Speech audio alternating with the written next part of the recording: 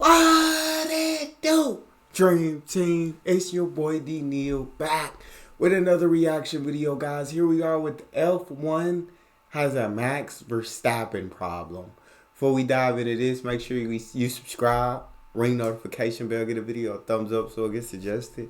Let's jump in. Since the dawn of Formula 1, there have always been drivers and teams dominating seasons, leading to intense rivalries between teammates and regulation changes by the FIA. Everything to keep the sport exciting for fans. The 2015 season would be the start of a problem nobody expected: Max Verstappen. Max started his F1 career with controversy. Everybody knew he was good, but nobody thought that the leap to F1 without the needed single-seater experience was a smart idea. Everyone except Red Bull. After a successful career in karting, where he practically dominated wherever he went, the energy drink brand set its sights on this young Dutch prospect, son of former Formula 1 driver Jos Verstappen. With less than a year of experience in Formula 3, where Max continued to rack up victories just as he did in his karting days, Red Bull made the surprising announcement that they would promote him to Formula 1 for the... So some guys need F2 experience.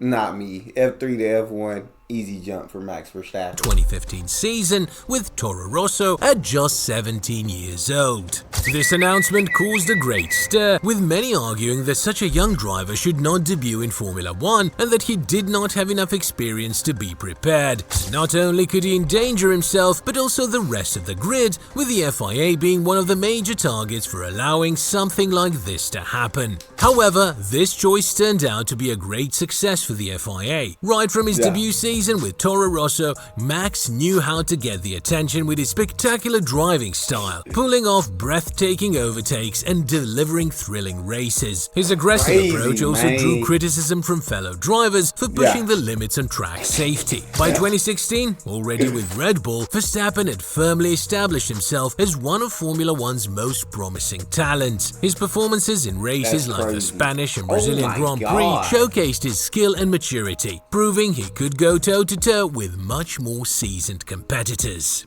In a short time, Verstappen established himself as the new leader of Red Bull, displacing a driver as good as Daniel Ricciardo, who eventually left the team in 2019 to evade potential clashes with the Dutchman. In an era dominated by Mercedes, Verstappen injected excitement into the championship. He engaged in gripping on-track battles, occasionally snatching victories away from the Silver Arrows, adding an element of unpredictability to the races. As Formula 1 soared in popularity, thanks in part to initiatives like Drive to Survive and changes implemented by Liberty Media, Verstappen... That's where I jumped on the train, was F1 Drive to Survive, bro.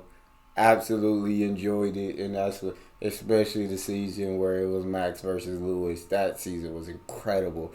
That's where I jumped on the F1 train and became a fan. Verstappen emerged as the hero poised to break Lewis Hamilton and Mercedes' stranglehold on the sport. Anticipation ran high for the 2021 season, promising a revamped Formula 1 with smaller cars, reintroduction of ground effect, and tighter racing, with everyone eagerly watching to see what would happen, hoping it would provide opportunities for great drivers like Verstappen, Leclerc, or Norris to shine. However, the onset of the pandemic had to delay the introduction of this new era of Formula 1 by a year, with another year using the old regulations that had been in place since 2017 and had greatly benefited Mercedes. However, a couple of changes here and there in the 2021 regulations turned what everyone took for granted as a traditional season into a climax, with a season filled with controversy, extraordinary skill, and a nail-biting, unforgettable finale. It was the season all of F1's new fans were hoping for. Thanks to these small changes, Red Bull was able to catch up to Mercedes, and Verstappen seized the opportunity to challenge none other than Lewis Hamilton for the championship.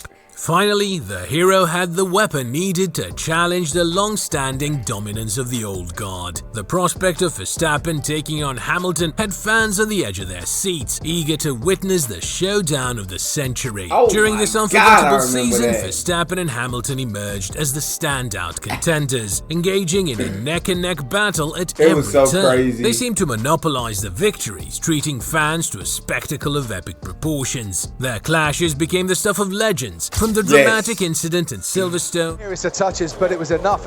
Monza, to the thrilling showdown in Jeddah, etching a rivalry destined for the history books. With a season finale as controversial and epic as the entire season had been, where the championship was practically decided on the last lap, Verstappen finally crowned himself as the new world champion. The hero had vanquished the villain, etching his name into Formula One lore. With the dawn of 2022 ushering in significant changes, it felt like a new era had dawned upon Formula One, brimming with excitement and opportunities for emerging talents. The stage was set for a thrilling chapter in the sport's history. After Max Verstappen stepped on that throne, dog, there have been no challenger since.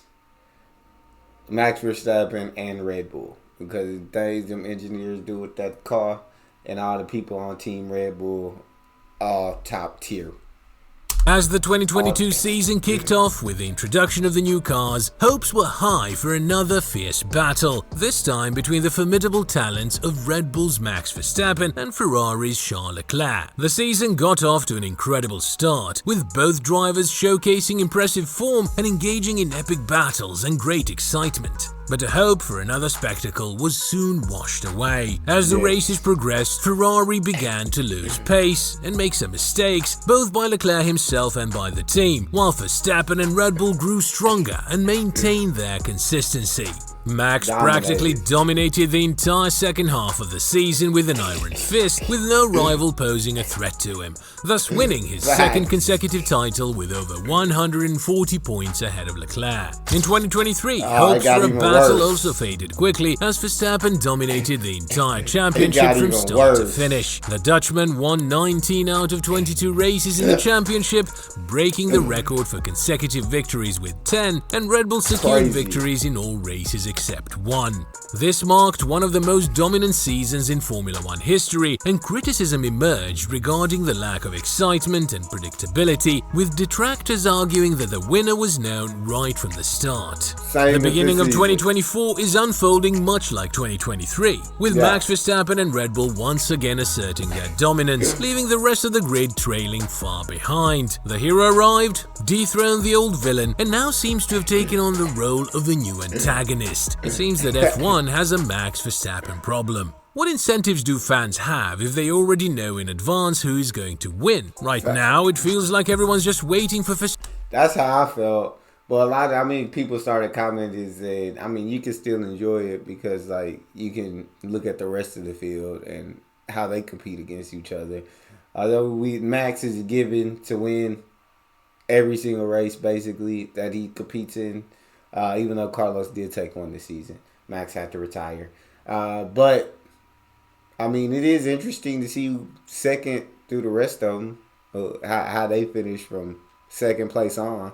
Verstappen to secure his fourth consecutive championship, with the only real competition being for second place. Unlike other dominant eras such as Hamilton's with Rosberg challenging him or McLaren-Honda's epic battles between Senna and Prost, Verstappen lacks a teammate who can truly push him to the limit. Whether it's Gasly, Albon, Perez or any other name, none have come close to challenging the Dutchman, so it's hardly a contest between two drivers. Similarly, the regulations don't seem to have any effect on Max's performance, so the field does not get closer to him. While there's certainly a battle raging among the midfield teams, none of them come close to challenging Red Bull and Verstappen. Sure, there might be some decent scraps for the lower podium places, but who's really interested in that when we could be witnessing an epic duel for the top spot? Verstappen's dominance is so absolute that TV coverage barely even bothers showing him during the race, except at the start and the finish. It's not just boring for the viewers, but even for the man himself.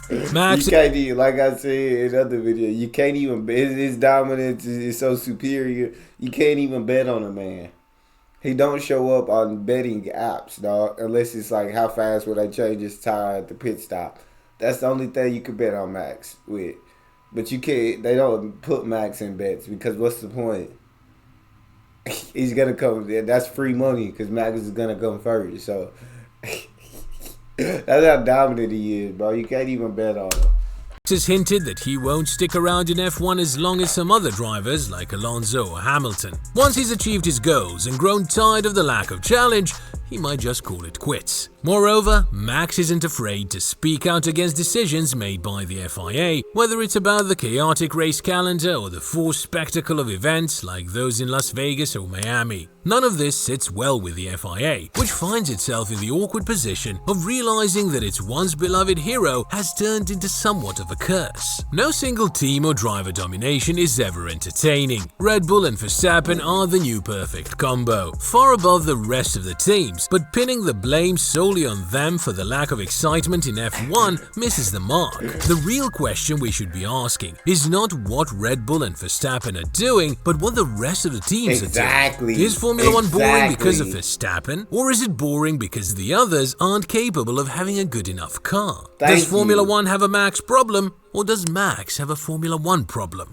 Why is none of them even narrowly capable of beating them? With all the resources in the world, why haven't teams like Ferrari, Mercedes or McLaren built competitive cars for years? Don't get it. Dominance has always been part of Formula 1, and the reality is that it has always been this way. Do you remember the 1992 season where Williams and Mansell dominated from start to finish, just like Schumacher did in his era, or Fangio, or the McLaren Honda of Senna and Prost, who won 15 out of 16 races in 1988 and with 1 minute leads? The reason why Verstappen's dominance may feel different is that it's a driver dominating, not the team. Perez is challenged by other teams, but Verstappen seems untouchable. Add to that the fact that there are more races per year now, which means more opportunities for Verstappen to win and further solidify his dominance. Couple that with the exceptional reliability of F1 cars today, and you've got a level of consistency that might be unprecedented. But hey, don't hate the player, hate the game. It's not Red Bull's or Verstappen's fault, and perhaps the focus should be on other aspects. Yeah, Red Bull and Max doing what they're supposed to do. I agree. It's up to the rest of the field to figure out how to create a competitive car, dog. It's up to their engineers and everybody on the team how to create a competitive car. Then it's up to the drivers to figure out how to get the most out of it. Such as the rules or the other teams, and asking questions like, are the 20 Formula 1 drivers really the 20 best drivers in the world? Where are other teams putting their money and resources? Are the current circuits exciting? At the end of the day, Formula 1 is what it is, an engineering challenge. It's a championship for engineers, brands and constructors, where drivers have the honor of claiming the glory. It's a championship of cars. There will be years of greater equality, like 2007, 2010 or 2021, and others, like these recent ones, of overwhelming dominance, but Formula 1 is a sport of cycles and dominance, of instability and stability. It can be frustrating, but Formula 1 is this. Do we want a Formula 1 where the best of the best compete like Verstappen and Red Bull, or a competition where all cars are equal and there is excitement? If your answer is the second, then perhaps other motorsport competitions like Formula E, NASCAR or IndyCar might be more your speed. But it's essential to recognize that veering too far in that direction could strip Formula 1 of its essence. The relentless pursuit of innovation and the drive to push boundaries in the quest to be the absolute best. True Formula 1 enthusiasts are in it for the love of the sport, regardless of who's dominating. It's about the thrill of the competition, the engineering marvels and display, and the sheer spectacle of it all. How did Verstappen get so good? Find out in this video. And I mean, as much as a lot of people say it's the car, it's the car, it's the car, I feel like if it wasn't Max in that seat, bro, other teams would be more competitive. Other teams would be more competitive with Red Bull. I do think the car plays a huge part because the engineers on Red Bull are just doing an absolutely phenomenal job and they're killing the game. And Adrian Newey is doing his thing. And everybody on the team is just working like a well-oiled machine. But at the end of the day, like, Max is getting the most out of that car. He's pushing that car to go as fast as possible. And I truly think, like, yeah, you take Max out of the car, other teams would be more competitive. So I've always thought it's the best car with the best driver in Red Bull. That's all we got. Make sure you guys subscribe, ring notification bell, get a video a thumbs up. It's your boy Neal, out.